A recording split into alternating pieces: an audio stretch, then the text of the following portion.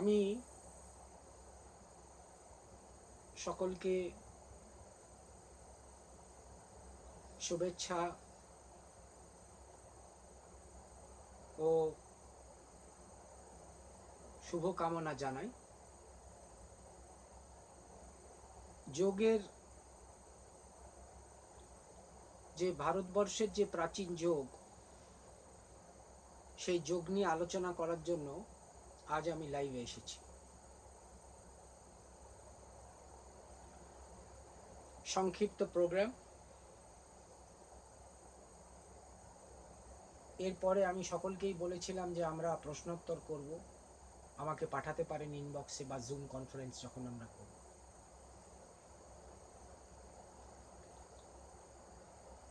আজ যোগের আলোচনা শুরু করার আগে সামগ্রিক পরিস্থিতিটার ওপরে একটু দেখে নেওয়া যাক।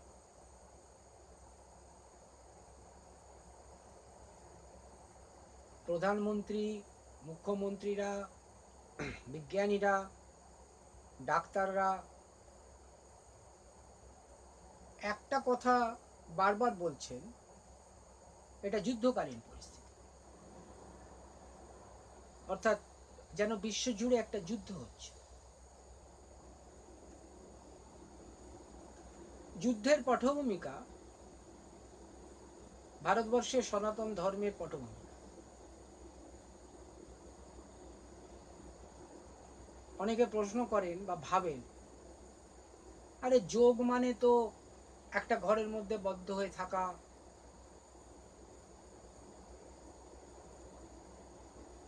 নিয়মিত খাওয়া দাওয়া, প্রাণায়াম, আসন, ধ্যান, ধারণা, সমাধি, যোগের এগুলোই তো লক্ষ্য।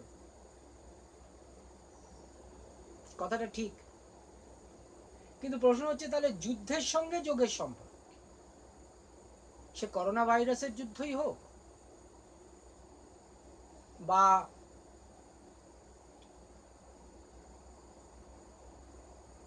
দু দেশের মধ্যে বা বিশ্বযুদ্ধের মতো কোনো একটা যুদ্ধ, কিন্তু যোগের সঙ্গে যুদ্ধের সম্পর্ক। তার আগে একটা কথা পরিষ্কার করে আপনাদের বোঝা দরকার, যদি ঘরের মধ্যে শুধু বদ্ধ হয়ে থেকে পাতঞ্জল ঋষির মতন অষ্টপাদ যোগের কথা বলি, অষ্টপাদ যোগ নিশ্চয়ই আপনারা জানেন। সম মানে সংযম, দম মানে রিপুকে দমন করা, আসন এই যে যেভাবে বসে আছেন এটা আসন, ভুজঙ্গাসন, কুর্মাসন, পদ্মাসন, সিদ্ধাসন, মৎস্যেন্দ্র আসন। শিব পার্বতীকে ৮৫,০০০ আসন দিয়ে গেছিলেন, আমাদের ৩২টা ৩৪টা আসন আছে। আসন, আসন মানে একটা জায়গায় স্থির হয়ে আপনি অনেকক্ষণ বসতে পারেন। পাতঞ্জল বলছে তার যোগসূত্রে, স্থির সুখাসনম, অর্থাৎ সুখে যে আসন অনেকক্ষণ বসে থাকতে পারবেন সেটাই আসন। যম, নিয়ম, আসন, প্রাণায়াম অর্থাৎ শ্বাস নিয়ন্ত্রণ, ধ্যান, প্রত্যাহার, প্রত্যাহার করতে হবে। প্রত্যাহার মানে সমস্ত পার্থিব জিনিসের আকর্ষণ থেকে নিজেকে মুক্তি দেওয়া, সরিয়ে আনা, দেহ থেকে, আত্মীয় স্বজন থেকে প্রত্যাহার। ধ্যান, ধ্যান আপনারা জানেন, ধ্যানের কথা বলবো যোগের আলোচনা। ধারণা, এটা কঠিন কাজ। তারপরে শেষ পাদ হচ্ছে অষ্টপাদ যোগের শেষ পাদ হচ্ছে অষ্টাঙ্গ যোগের সমাধি, কৈবল্য। যে সমাধি যোগের লক্ষ্য, আর যুদ্ধ, আমাদের যুদ্ধের মোকাবিলা করে করোনা যুদ্ধ যেটা আমাদের লক্ষ্য। তাহলে যোগের সমাধির সঙ্গে করোনার যুদ্ধ লড়ার সম্পর্কটা এস্টাবলিশ করা, প্রতিপন্ন করাটা খুব জরুরি। তাই সে কারণে আমাদের লক্ষ্যটা হবে এই দুটোকে মেলানো। কেন, কিভাবে মেলাবো, একটু একটু ফিরে যাই। গীতা একটা যুদ্ধের বই নাকি যোগের বই? 18টা অধ্যায় যোগের কথা বলা আছে। অর্জুন বিষাদ যোগ, সাংখ্য যোগ, কর্মযোগ, ভক্তি যোগ, জ্ঞান যোগ, রাজযোগ, গুণত্রয় যোগ, বিশ্বরূপ যোগ, মোক্ষ যোগ। পটভূমিকা কি? যুদ্ধ। কৌরব আর পাণ্ডবদের মহাভারতের সব থেকে বড় যুদ্ধটা গীতার পটভূমিকা। সেখানে কি বলে শুরু করছে? ভগবানকে বলছেন স্থিত প্রজ্ঞস্য কা ভাষা সমাধিস্তস্য কেশব। অর্থাৎ যখন হাতে ধনুক আছে, ধরুন যুদ্ধে লাইট মেশিন গান আছে, ধরুন করোনা যুদ্ধে মাস্ক পরেছেন, পিপি স্যুট পরেছেন, হাতে গ্লাভস পরেছেন, শঙ্কা ভয় যে এই ভিড়ের মধ্যে গেলে আমার করোনা হবে কিনা, বা হাসপাতালে গেলে আমি ফিরবো কিনা। পটভূমিকাটা দেখুন। সেই সময় আপনি জিজ্ঞেস করছেন স্থিত প্রজ্ঞস্য কা ভাষা সমাধিস্তস্য কেশব। হে কেশব, স্থিত প্রজ্ঞের ভাষা কি? What is the definition of স্থিতপ্রজ্ঞ? স্থিতপ্রজ্ঞ কাকে বলে? যুদ্ধের আগে স্থিতপ্রজ্ঞের প্রশ্ন। যুদ্ধের আগে তো হবে তৈরি হওয়া, ওয়ার্ম আপ করা, ভোকাল টনিক। যুদ্ধ জিততে হবে, কৌরবদের হারাতে হবে, করোনাকে হারাতে হবে। প্রত্যেক দিন আছে, গানে আছে, পুলিশ গান গাইছে, সরকার গান গাইছে, মন্ত্রী গান গাইছে, শান্তি গান গাইছে। করোনার সঙ্গে আমাদের যুদ্ধ, গান তো চলতেই পারে। কিন্তু সেই গানের সঙ্গে সঙ্গে কাউকে জিজ্ঞেস করছে স্থিতপ্রজ্ঞস্য কা ভাষা সমাধিস্তস্য কেশব, অর্থাৎ আমাকে তুমি সমাধির ভাষা বলো। যোগের সঙ্গে সমাধির ভাষার সম্পর্ক থাকে, সম্পর্ক ক্লিয়ার। যোগের লক্ষ্যই হচ্ছে সমাধি, কিন্তু যুদ্ধের সঙ্গে তার সম্পর্কটা কি?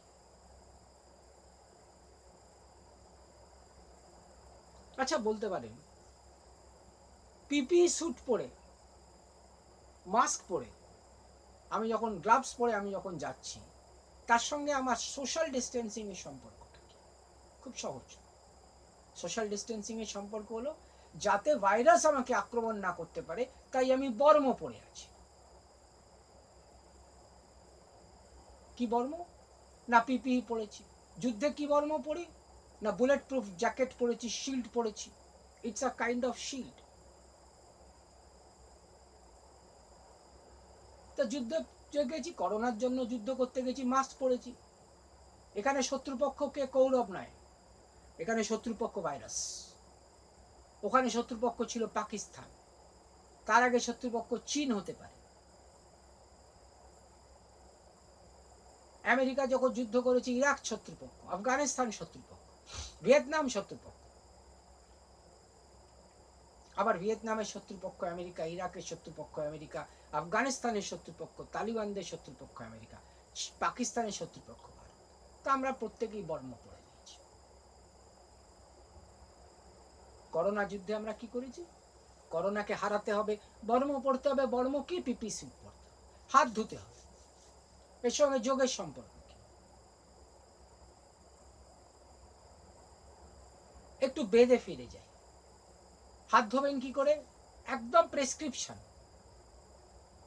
প্রেসক্রিপশনটা কি? জল দিয়ে, সাবান দিয়ে, ফেনাওয়ালা সাবান দিয়ে হাত ধোবে। জল জীবন, আমরা সকলেই জানি। কিন্তু জল যে একটা ঔষধি, সেটাও অনেকে জানে। বেদ কি বলছে? বলছে অপসু অন্তরা অমৃত্যম অপসু। জলই অমৃত, অর্থাৎ ওয়াটার থেরাপি। বেদের, ঋগ্বেদে যে ঔষধি সূক্ত, সেখানে বলা হচ্ছে ওয়াটার থেরাপি। অর্থাৎ কি কি চিকিৎসা হতো বৈদিক যুগে, কোন কোন অসুখের সঙ্গে বেদ লড়তো, লেপ্রসি, কুষ্ঠ, কুষ্ঠ, যক্ষা, টিউবারকুলোসিস। এখনো ভারতবর্ষে কয়েক লক্ষ লোক টিউবারকুলোসিসে মারা যায়। যক্ষা, প্লেগ, মহামারী। আপনারা প্লেগের ইতিহাস তো জানেন।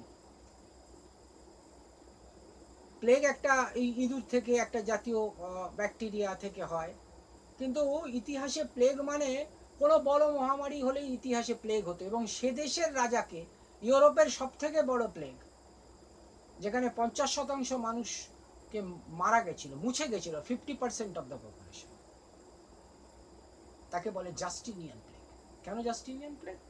কারণ তখন সম্রাট এবং চার্চের প্রধান জাস্টিনিয়ান, তখন সম্রাট এবং চার্চের প্রধান জাস্টিনিয়ান, তার অভিশাপে বা তার দোষে বা তার পাপে প্লেগ হয়েছিল বলে বিশ্বাস করে জাস্টিনিয়ান প্লেগ। সেজন্য প্লেগটার নামই হয়ে গেল সেই অতি ক্ষমতাশালী রাজার নামের সঙ্গে, জাস্টিনিয়ান। বেদে এই কথাগুলো উল্লেখ আছে। আমরা কি করতাম বেদে? বেদে একটা ঔষধি শক্তি আছে।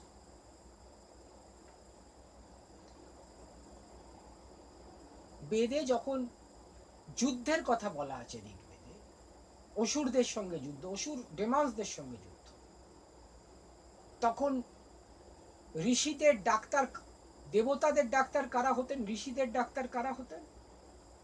বেদের অশ্বিনীদ্বয়, দুই দেবতা। একটা নাম বলি আপনাদের, ঘোষা। সচরাচর লোক জানেন না। বেদের এক মহারিষি, তিনি বিয়ে করেছিলেন, তার কুষ্ঠ হয়েছিল। বেদ, ঋগ্বেদ আয়ুর্বেদ শাস্ত্রের পটভূমিকা তৈরি করল। মানে আমি আপনাকে বলছি, আপনাদের যে বেদের চিকিৎসার ফলে বৈদিক চিকিৎসা করোনার জন্য ব্যবহার করতে হবে, এই কথাটা বলতে চাইছি না। আমি বলতে চাইছি যোগকে চিকিৎসা শাস্ত্রের সঙ্গে কিভাবে ব্যবহার করতে হবে, আর যোগকে কেন চিকিৎসা শাস্ত্রের সঙ্গে ব্যবহার করতে হবে। অর্থাৎ হিন্দু ধর্মের একটা সমস্যা হচ্ছে বা দিক হচ্ছে যে আপনি নতুন কিছু বলতে পারবেন না, আপনাকে বেদের ওপরে নির্ভর করা তত্ত্বের ওপরে দাঁড়িয়ে বলতে হবে। তাই সম্পর্কটা স্থাপন করার চেষ্টা করছে। কিভাবে সুস্থ হবেন সেটা পরবর্তী কথা। সম্পর্ক স্থাপনটা আগে না বুঝতে পারলে হবে না। যে কথা বলছিলাম, সে ঘোষোয়ার, সেই ঘোষাদেব ঋষি, তার কুষ্ঠ হয়েছে। তার কুষ্ঠের চিকিৎসার কথা ঋগ্বেদে বলা আছে।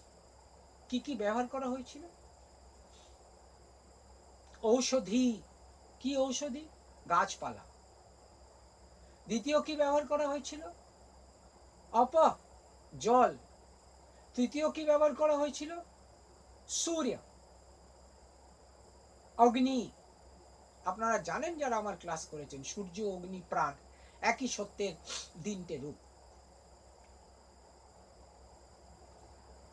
তাই সান রে, সূর্যের রশ্মি, সূর্যের তাপ, জল এবং ঔষধি। অর্থাৎ আপনি ভালো করে দেখুন, ন্যাচারাল ওয়েজ, এই ন্যাচারাল ওয়েজের ট্রিটমেন্টের কথা বলা হয়েছে। আর আমাদের সঙ্গে যোগ কি করে হবে? যোগকে আমরা যুক্ত করব কি করে? যে কথাটা বলছিলাম,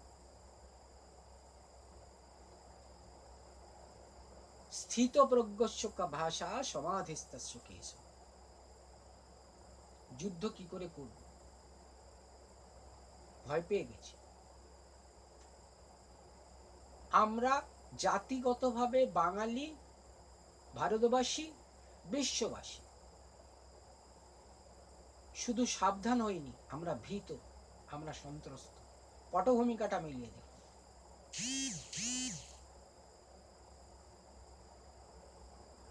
মুখাঞ্চ পরিশুষ্যতে, মুখ শুকিয়ে গেছে, গা দিয়ে ঘাম ঝরছে, গান্ডীর্ব হাতে থাকছে না, বসে পড়েছি রথে, আর যুদ্ধ করব।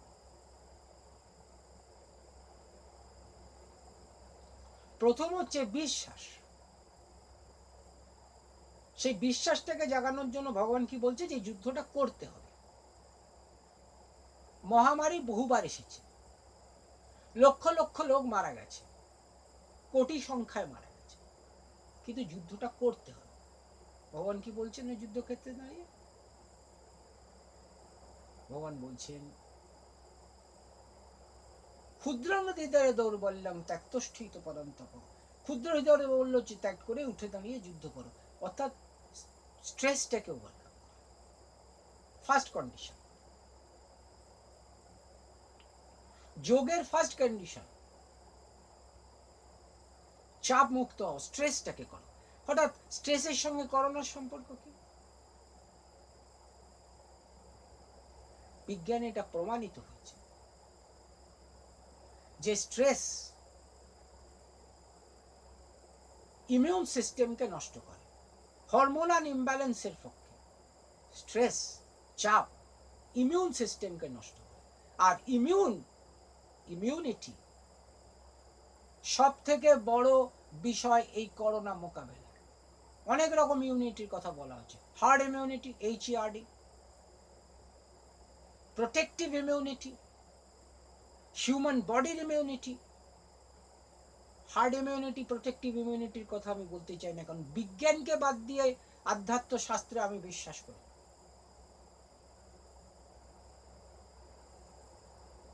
তা ইমিউনিটি অর্থাৎ আমাদের যে শরীরের মধ্যেকার যে ইমিউনিটি, সেই ইমিউনিটিটা কিসে প্রথম তার ভারসাম্য নষ্ট হয়? স্ট্রেস, চাপ। তাহলে চাপ মুক্ত হব, উদ্দেশ্যের দিকে যাব, করোনাকে লড়বো, সুস্বাস্থ্যতে থাকবো, তার জন্য স্বাস্থ্যের বিধি মানব, যোগ অভ্যাস করব। ভগবান তাই বললেন গীতাতে। তাই জন্য প্রথম কথা হচ্ছে, স্বামীজি বলতেন বেদান্তের মন্ত্রের একটা মূল শব্দ হলো অভি, অর্থাৎ যে ভয় পায় না। রামকৃষ্ণদেব বলতেন লজ্জা, ঘৃণা, ভয় তিন থাকতে নয়। ভয়টা একটা এসেনশিয়াল ফ্যাক্টর, যে করোনা হচ্ছে বাবা সাংঘাতিক মরে যাব, তার মানে এই নয় যে নির্ভয় ওই মাস ছাড়া রাস্তায় বেরোতে হবে, বর্ম পড়তে হবে যুদ্ধে যেতে। I can't be suicidal. লক্ষ্যে পৌঁছতে হবে। লক্ষ্য কে? উপনিষদের ভাষায় লক্ষ্যটা বলি, বলছে গুরু সমীপে পৌঁছাতে হবে। গুরু মানে আমরা শিবকে আদি গুরু মনে করি, তার কৃপা নিতে হবে। কি নিতে হবে? কৃপা নিতে হবে। বলছে উত্তিষ্ঠতেও জাগ্রত প্রাপ্য বরান নিবোধত ক্ষুরস্য ধারা নিশিত দুরত্তয়া দুর্গম পথস্থ কবয় বদন্তি। দুর্গম পথকে অতিক্রম করে কবি মানে বেদের ঋষিরা বলছে আচার্যের কাছে যাও।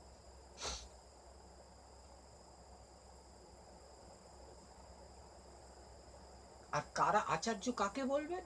আমরা কারা? যারা বলছি শুনছি, আমরা কম নয়। আমরা হীন মানুষ, দীন মানুষ, এই ধারণা বেদান্তের ধারণা নয়। শ্বেতাশ্বতর উপনিষদ শুরুই করছে, আচার্য বলছে ব্রহ্মবাদী না বদন্তি, আমি ব্রহ্মবাদীদের বলছি। এটা বিশ্বাস করতে শিখতে হবে যে আমাদের মধ্যে যে ব্রহ্মতত্ত্ব, যে ঈশ্বর বাস করেন, আমরা ঈশ্বরের প্রতিভু, আমরা দেবতার সমান হতে পারি, আমাদের মহামারী কখনো পরাজিত করতে পারে না। ব্রহ্মবাদী না বদন্তি, আমরা ব্রহ্মবাদী। বেদে আছে ব্রহ্মবাদী নারীরা তাদের উপনয়ন হতো,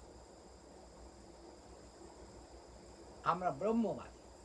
এই আত্মবিশ্বাসটা প্রথম যোগের লক্ষণ, যে আমরা উই শ্যাল ওভারকাম, আমরা জিতে পারি। এটা হচ্ছে প্রথম যোগের পদক্ষেপ। এই বর্মটা পড়তে হবে, পিপি কিটটা পড়তে হবে, মাস্কটা পড়তে হবে, গ্লাভসটা পড়তে হবে, সোশ্যাল ডিস্টেন্সিং মেনটেন করতে হবে, সব তো ঠিক আছে। কিন্তু এটা গ্যারান্টেড নয়। তার ফলেও আপনার করোনা হবে না, কারণ আপনার ইমিউনিটি থাকতে হবে।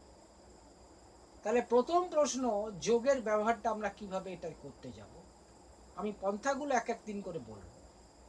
প্রথম প্রশ্ন, ইমিউনিটি কিভাবে আমরা বৃদ্ধি করতে পারি। আসল বর্মটা কিন্তু পিপিই কিট নয়, ওটা হচ্ছে ফার্স্ট লেয়ার অফ ডিফেন্স, ওটা ফ্রন্টাল ডিফেন্স।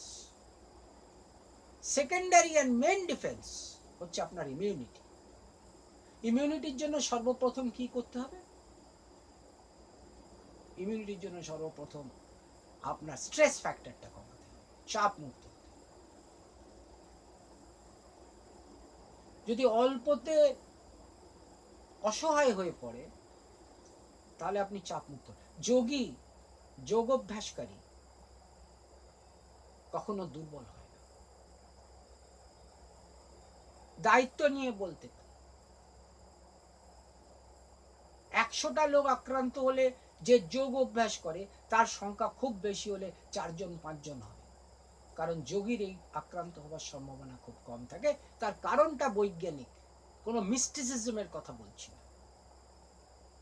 তার কারণটা তার অভ্যাস, তার একটা ফিলোসফি আছে, একটা দর্শন আছে। দর্শনটা বুঝতে হবে। যোগের সঙ্গে বেদের, আয়ুর্বেদ তত্ত্বের দর্শনের মিলটা কোথায়? প্রথম দর্শন যোগের তত্ত্ব। পাতঞ্জল বলছেন তার যোগসূত্রতে, চিত্ত বৃত্তি নিরোধ যোগ, অর্থাৎ চিত্ত যে প্রত্যেক দিন ওঠানামা করছে গ্রাফিক্যালি, করোনার গ্রাফের কথা বলছি, এই ভালো এই মন্দ, এই চাপ এই নেই, এই দুঃখ এই সুখ, প্রত্যেক দিনের চাওয়া পাওয়ার যে ওঠানামা, এর বৃত্তিগুলো অর্থাৎ এর কার্ভগুলো যদি নিয়ন্ত্রণ, ফ্ল্যাটনিং অফ দ্য কার্ভ বলে একটা কথা শুনছেন, এই চিত্তের উদ্বেগের যে কার্ভটা তার ফ্ল্যাটনিং যদি না করেন তাহলে স্ট্রেস ফ্যাক্টর। কি করে ফ্ল্যাটনিং করবেন? আরে আপনি যোগ শেখাচ্ছেন, তার মানে কি এই যে যোগ যোগ হয়ে যাবে? যোগ শিখলে কি আমার টাকা পয়সা এসে যাবে? আমার দুঃখ কষ্ট দূর হয়ে যাবে? আমার অভাব অভিযোগ মিটে গেছে? ওটা যাবে কি না যাবে পরের অধ্যায় থেকে। কিন্তু ওটা থাকা সত্ত্বেও কি করে আমরা তাকে অতিক্রম করব, সেটাই যোগের রহস্য, সেটাই যোগের শিক্ষা। ওগুলো থাকবে। এটা ভাববেন না কেউ বসে যে আমি একটা কোনো মেন্টাল এক্সারসাইজ দেব,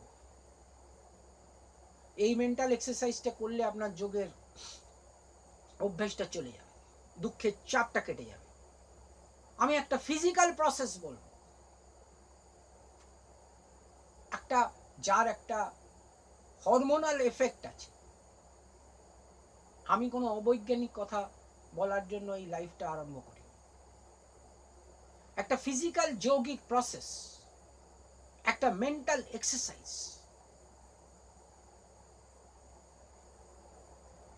দেখবেন ওয়ার্ল্ড হেলথ অর্গানাইজেশনের যে গাইডলাইন দেওয়া আছে করোনার, তাতে সব থেকে ইম্পর্টেন্ট গাইডলাইন হচ্ছে রেসপিরেটরি হাইজিন, অর্থাৎ শ্বাস প্রশ্বাসের হাইজিনটা। আমি একটু টুইস্ট করেছি, there is a spin. Respiratory hygiene মানে হচ্ছে মাস্ক পরবেন, বদ্ধ জায়গায় বাস করবেন না, খোলামেলা ঘরে থাকবেন, এয়ার সার্কুলেশন যেন থাকে, এটা রেসপিরেটরি হাইজিন। আমি একটু বলি আপনাকে, respiratory hygiene is learning the art of respiration. শ্বাস প্রশ্বাসকে কি করে নিয়ন্ত্রণ করবেন এবং তার উপরে আপনার হরমোনের অ্যাক্টিভিটি কি করে নিয়ন্ত্রণ হবে এবং তার সঙ্গে আপনার শরীরের ইমিউনিটি কি করে ডেভেলপ করবে। That's the respiratory problem, that's the respiratory hygiene. সেইটা আমরা শিখতে হবে। তাই এইটার মধ্যে এটার একটা মাইন্ডসেট করতে হবে। সে মাইন্ডসেটটা কি? যে যোগ অভ্যাসকারী কোনো মিস্টিক কারণে নয়, কারণ আপনারা জানেন, ধরুন আপনাকে আমি বললাম আমরা পরবর্তীতে যাব, যুক্তাহার ও বিহারস্য যুক্ত চেষ্টস্য, অধিক খাবেন না, কমও খাবেন না, উপবাস করবেন না, যোগী উপবাস করে না, আর বসবেন যখন সোজা হয়ে বসবেন। কেন ভগবান বলেছেন কৃষ্ণ গীতায় সমকায় অগ্রীবা, কেন সোজা হয়ে বসবেন? আমি যদি বলি সোজা হয়ে বসলে, আমি তো অধিকাংশ সময় ব্যাকা হয়ে বসি, আমার লস কি?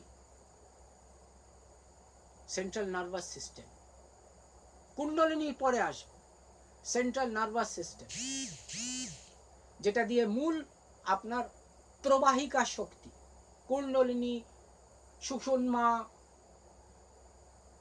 রেচক, পূরক, গঙ্গা, যমুনা, বিভিন্ন নাম আছে যোগীরা বলে, ওটা পরের কথা। আপনার স্ট্রেসটা মুক্ত হওয়ার জন্য প্রাণায়ামের ধারা যেতে হবে। ভগবান গীতায় কি বললেন? যুদ্ধ করতে যাবার আগে ভগবানকে বলছেন, যুদ্ধের 18 দিনের যুদ্ধের 18টা অধ্যায় বলছেন, প্রাণায়াম শেখাচ্ছেন, বলছেন প্রাণবায়ুকে দিয়ে অপান বায়ুকে দমন করো, আর অপান বায়ুকে দিয়ে প্রাণবায়ুকে দমন করো। প্রাণে প্রাণা, প্রাণকে অপানে দাও, অপানকে প্রাণে দাও। অপান নাভির নিচ থেকে অপানের বাস। Respiratory hygiene in yoga. WHO যেখানে শেষ হয়ে যায়, সেখান থেকে WYO ওয়ার্ল্ড যোগা অর্গানাইজেশন শুরু হয়। WHO যেখানে শেষ হয়ে যায়, যেটা ইনকমপ্লিট পার্ট থাকে, সেটা ভারতবর্ষের এনশিয়েন্ট যোগা WYO শুরু হয়, world yoga organisation, world yoga order. বিজ্ঞানের সঙ্গে সংঘাত করা যোগা নয়, মন্ত্রতন্ত্র পড়ে একটা মিস্টিসিজম তৈরি করা নয়। It's an world order. সে ওয়ার্ল্ড অর্ডার কি? What is hygiene? না প্রাণে প্রাণ তথা, প্রাণ অপানে, অপানের প্রাণে। অর্থাৎ আমি শ্বাসকে নিচের দিকে নামাবো, শ্বাসকে তুলবো, আমরা প্রাণায়াম দেখাবো। কেন? নাভি স্থানে কি আছে? নাভি স্থানে মণিপুরা চক্র আছে। যোগার্থে ভুলে যান মণিপুরা চক্র। অপানে কি হয়? অপানের যে আগুন, যে তেজ, তা পিত্তের তেজ। সে পিত্ত কি করে? হজম করে। সে পিত্ত কি করে? শরীরের উত্তাপকে বহন করে। ওই যে নাভির নিচের পোর্শনকে বলা হয় কোষ্ঠাগ্নি, অর্থাৎ হজম, যৌন ক্রিয়া, এগুলো ওখান থেকে। যোগে কি বলছে? যে প্রাণের শুদ্ধ বায়ু ওপর থেকে নিচে যায়, নিচের বায়ু ওপরে যায়, ওপরের বায়ু অপান প্রাণবায়ু এবং নিচের অপান বায়ু টানাটানি চলতে থাকে। ইলাস্টিসিটি। যখন প্রাণ হেরে যায়, তখন অপান নিচের দিকে নেমে যায়। যোগ শাস্ত্র বলছে গুহ্যোদ্বার দিয়ে প্রাণবায়ু নির্গত হয়, একটা মানুষের মৃত্যু হয়। আমি এটা যোগ শাস্ত্রে যাচ্ছি। আমি আয়ুর্বেদ শাস্ত্রে বলছি এই পিত্তটাকে কেন স্ট্রেংথেন করতে হবে। আয়ুর্বেদ শাস্ত্র ডিফাইন করে দিল, বায়ু, কফ, পিত্ত, 3 দোষ। দোষ শব্দের অর্থ কিন্তু ভাববেন না যে এটা কোনো খারাপ দোষ, অর্থাৎ ফ্যাক্টর। আয়ুর্বেদ তত্ত্বে যোগ শব্দ, দোষ শব্দকে ফ্যাক্টর বলা হচ্ছে। কি ফ্যাক্টর? বায়ু একটা ফ্যাক্টর। 6টা সিজনে, 6টা মরশুমে এক একটা ধারা থাকবে। এখন কি? গ্রীষ্ম, বসন্ত শেষ হয়েছে, বসন্তের একটা লাইফস্টাইল থাকবে। আর্লি উইন্টার বলে আয়ুর্বেদে একটা তত্ত্ব আছে। আর্লি উইন্টার থেকে শুরু হয়, আয়ুর্বেদ বলছে মহামারী, উইন্টার, আর্লি উইন্টার। দেখুন আপনারা এই এপিডেমিক শুরু হয়েছে নভেম্বর মাস থেকে।